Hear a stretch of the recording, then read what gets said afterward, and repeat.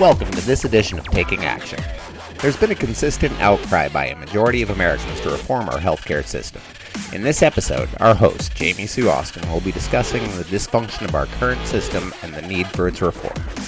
Her guest, Pejman Pirmoradi, has years of experience as a clinical pharmacy specialist. His journey through varying methods of healthcare provisioning around the globe has made him uniquely qualified to address the issues that our country faces. His book, a third of which provides real-world solutions to the problems we currently face, is in the process of publication. Keep an eye out for I Apologize for Being a Pharmacist.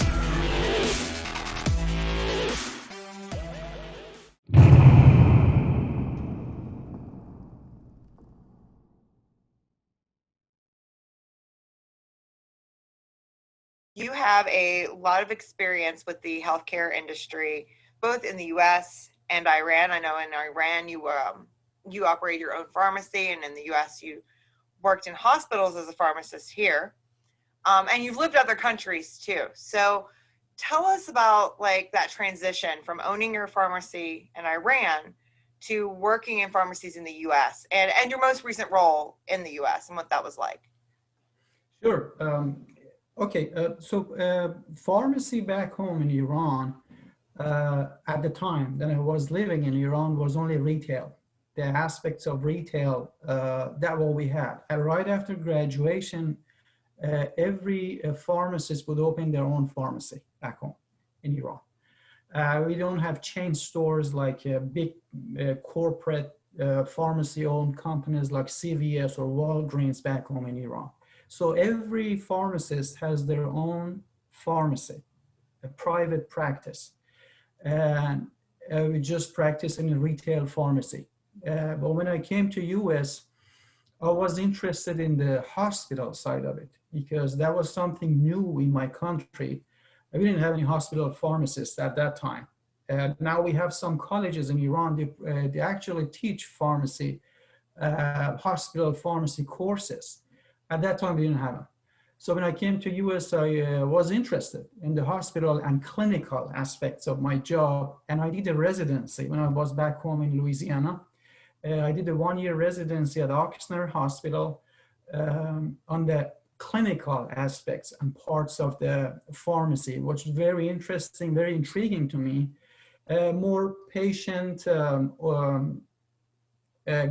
you would feel more are using your knowledge, if you will, to take care of patients' needs, collaborating with the physicians, taking questions from physicians, trying to troubleshoot the medication problems for patients in the inside the hospitals. It's way different than retail pharmacy. So it sounds like you have a passion for kind of the problem-solving aspect of medicine. And is that part of your greater philosophy on healthcare? And how does what is the U.S. like compared to other health systems you have interacted, kind of comparing the different philosophies of healthcare you've seen elsewhere? Sure. So I have a personal philosophy in life, if you will, and I have a professional philosophy. My personal philosophy in life is always I'm worried about not leaving a legacy. Legacy is important to me, and also I hate to be indifferent. Indifference, I think, is a disease that kills so many passions, so many dreams in people. So we can't afford to be indifferent. We have to go for it. If there is a problem, if there is a fault, if a faulty situation, we have to speak up. We have to raise our voices. We have to let them hear our side of the story. That my third part is I cannot afford to have any regrets at the end. That scares me to death. When I think about it, I'm at the deathbed and I'm thinking about my past. Anything that I can do, I can't do anything about it because I'm dying. And I don't want to have that regrets. I want to do anything that I dream and I think is right before I pass to the next life. And in the healthcare, at the healthcare level, I think a true healthcare has to be transparent. And I think it has to be inclusive, it has to be effective, and it has to be consistent in quality and includes all the citizens. That's the perfect healthcare, in my opinion. And that's my professional philosophy in healthcare. So do you think the U.S. comes up to that standard, or how we practice healthcare in the United States, or what kind of results are we getting that, Okay. what does it show about us? Okay, if you talk to any people, random people on the street anywhere in the US, you ask them about healthcare, the reaction would be disappointing. They are nervous, they have anxiety. Do you see any transparency in the healthcare in the US? We don't see that. No, We don't see inclusiveness in our healthcare. People are not included. All Americans are included in our health system? They are not. Do we see there is no consistent in quality because we don't have the same level of care for all the citizens of our country. And it is not transparent, is not ethical either.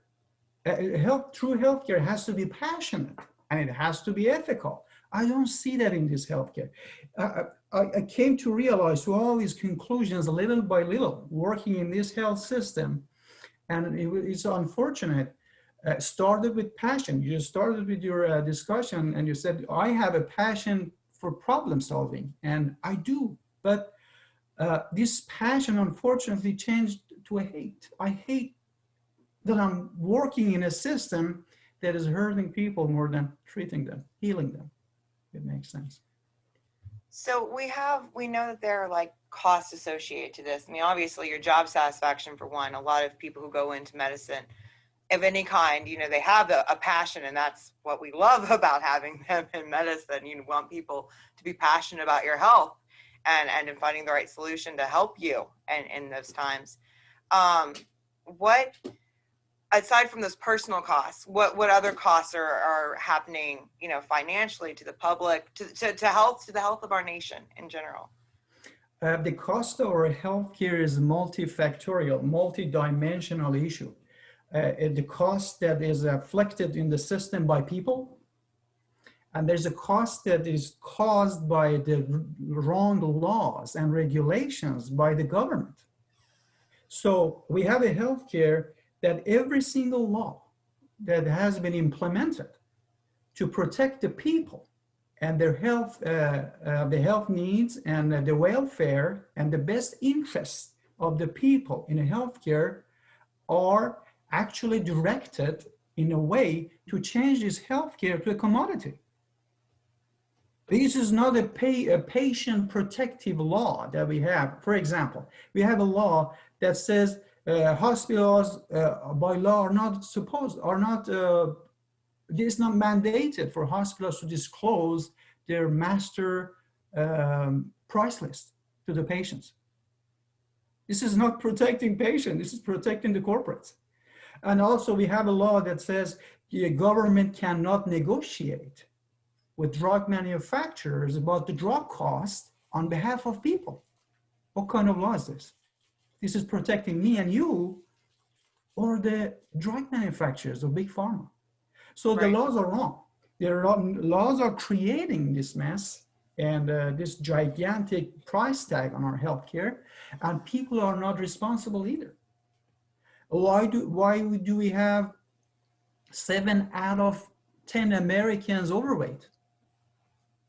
It's unheard of. Out of these 11 biggest industrialized countries in the world, US is the last one.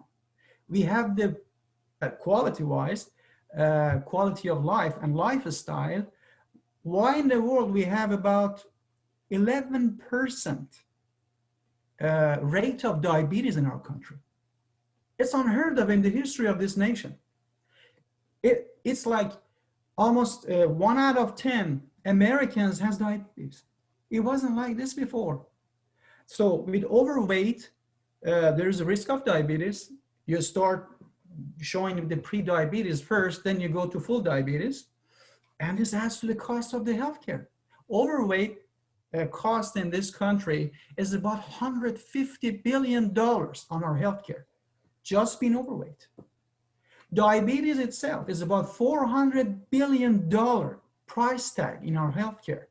And again, diabetes rate in the US is highest compared to the rest of the industrialized world. Why? Because we are fallen in the habit of not respecting ourselves. We are not respecting our body. We are not respecting our, when was the last time that the average American thought about daily exercise? When was the last time average American stopped binge drinking? And like when you watch a football game, you lose the number of the beers that you drank. It's not it's like being irresponsible to your own health and not being respectful to your own body and your spirit, and leave it to the healthcare to take care of you. It's not right. So we've had a lot of discussions about, or at least there's been a lot of common discourse about personal responsibility during the COVID epidemic, because that's both a governmental response and then we have these personal responses that people make. What's been your impression of the pandemic, as it were? Sure. So my impression on pandemic is the governments acted very slow, very late, actually, compared to the rest of the world. If you look at the countries that have similar population to US, they have much less number of casualties compared to what we have. That's the result of both government irresponsible, slow reaction to the problem, and also people being irresponsible, taking personal precautions, like wearing masks. As simple as that. In many countries, just wearing a mask saved thousands of lives. In the US, in the other side, actually killed many people because now people are not wearing masks, and government started reacting to this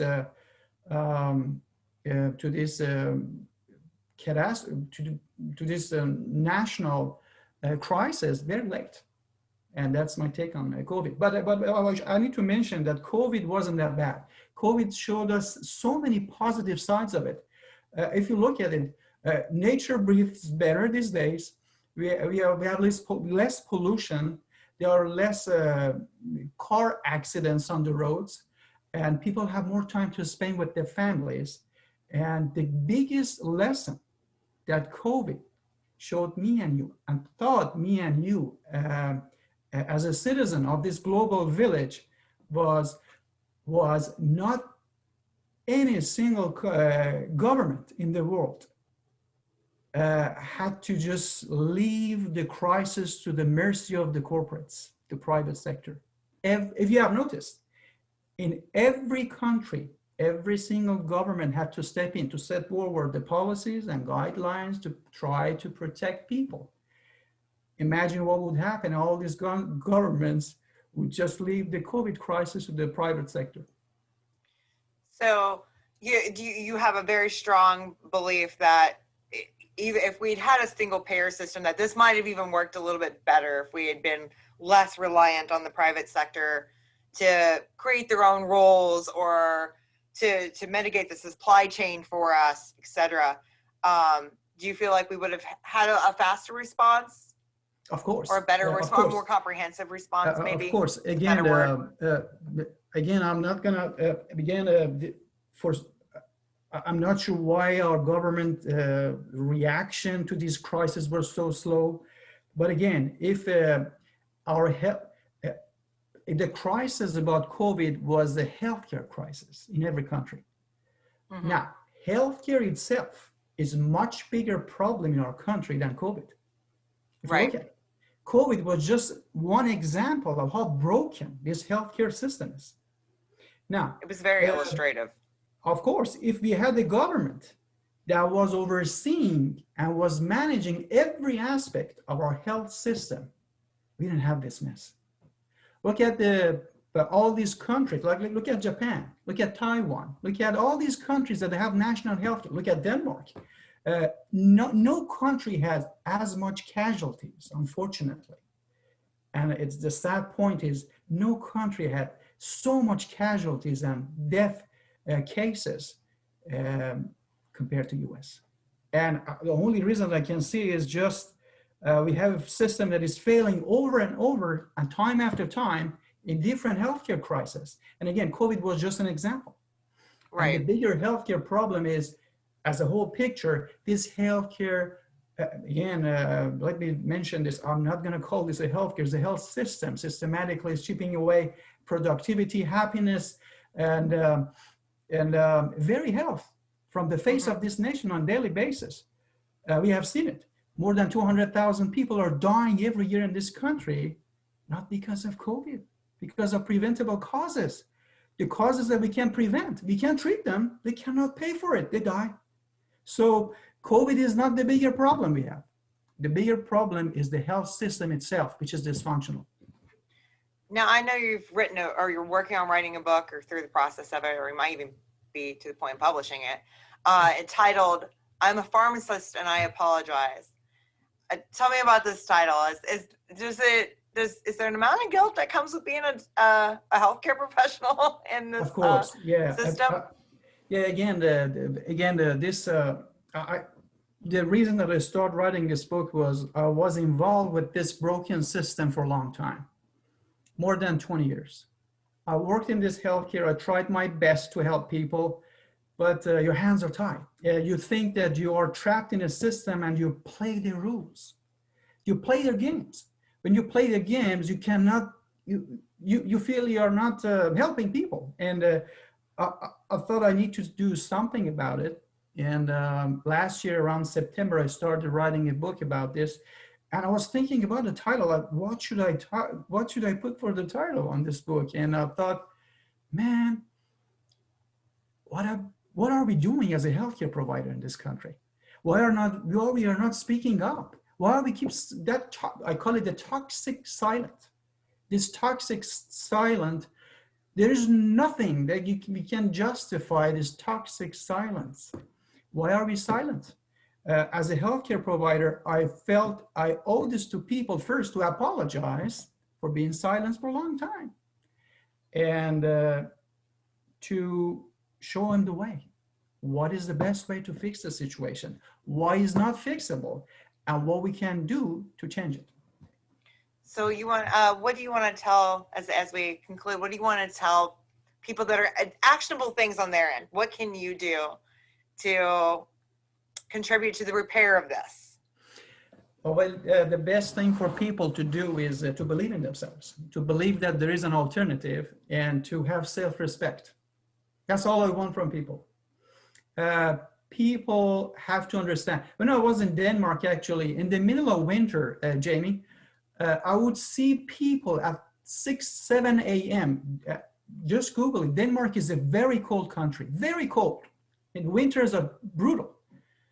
On their bikes, they were riding on the suit with their suits on to their work. It's unheard of. I mean, the lifestyle, the habits. Les Brown, this great motivational speaker, has a very beautiful phrase, and he says, your body is the only vehicle you have that carries you through this journey that's called life. Let's protect it. There's no replacement for your body. Take care of yourself. How many times you have thought negative thoughts? How many times, when was the last time you meditated? 5 minutes a day, just 5 minutes. When was the last time you stayed away from junk food for a week? Just for 1 week. These are the things that I want from people, and they need to realize there is an alternative. It's called single payer system that government oversees and manages your healthcare. You don't have to worry about anything. You don't have to worry about the bills. Your system is transparent. Your system is your healthcare needs are taken care of. Well, nothing can all be you have done. to do is focus on yourself and being as healthy as you possibly can. Exactly. And if people do that, there is less stress on the government side and takes all the excuses from the government that we cannot afford it. Yes, we can. There's not such a thing as impossible, by the way. Let me just read a phrase from Lady Aberdeen. I love this lady's passion. She was passionate for women's rights in 1800s and 1900s. She says the difference between impossible and difficult is impossible takes a little longer. It's a little harder. There's no such a thing as impossible. We have done so many impossibles in the history of this great young nation. And let healthcare be another one. I love it. I love it. Thank you so much for your time today. I really look forward to reading your book. Thank you very much. Have a wonderful night. Looking forward to publishing it. Thank you. Great. Awesome. Have a good day. You too. How do I end this?